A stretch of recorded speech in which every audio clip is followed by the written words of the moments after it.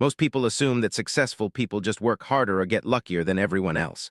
But spend enough time actually watching them, and you realize the real gap is something far quieter and far more repeatable. We've been sold a version of success that's loud. Packed schedules, 5 wake-ups, motivational quotes framed on the wall. And sure, some of that occasionally shows up in real success stories.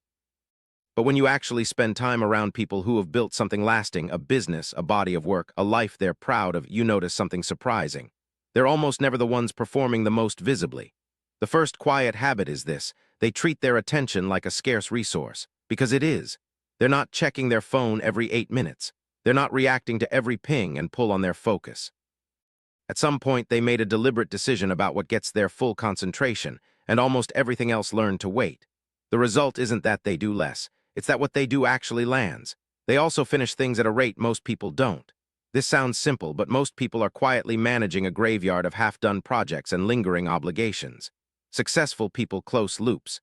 They ship the imperfect version, end the wrong thing, make the uncomfortable call. Not because they're ruthless, but because they understand that every open loop quietly drains energy. Every single day it stays unresolved. They ask for help more than you'd expect. There's this mythology around the self-made person, the one who figured it all out in isolation. It's almost never true. The most capable people are often the first to say, "I don't know, but I know someone who does." They ask better questions, actually listen to the answers, and they don't let pride stand between them and the faster path. Here's one that's nearly invisible from the outside.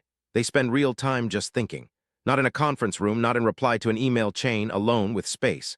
Walking, sitting with a notebook, driving in silence. They treat unstructured thinking as actual work, not something to feel guilty about when the list is still long. That's where clarity comes from. That's where the good decisions get made before they're forced.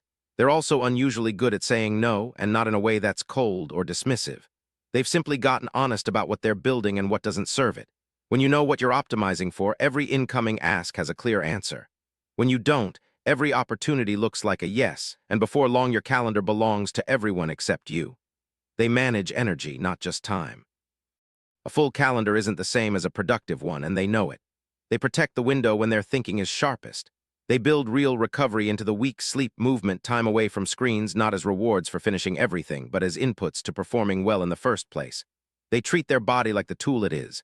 And maybe the most important habit of all, they stay. They stay in the craft long enough for the quiet compounding to show up.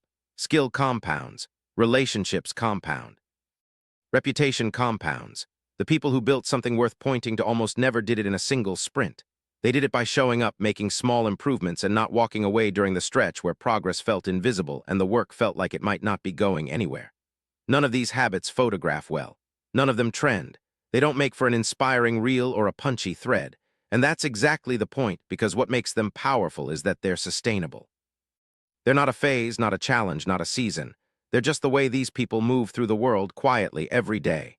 The habits that actually build a great life tend to be the ones that don't announce themselves. Protect your attention, close your loops, and get honest about what you're really here to build. If this hit close to home, share it with someone who's ready to hear it, and I'll see you in the next one.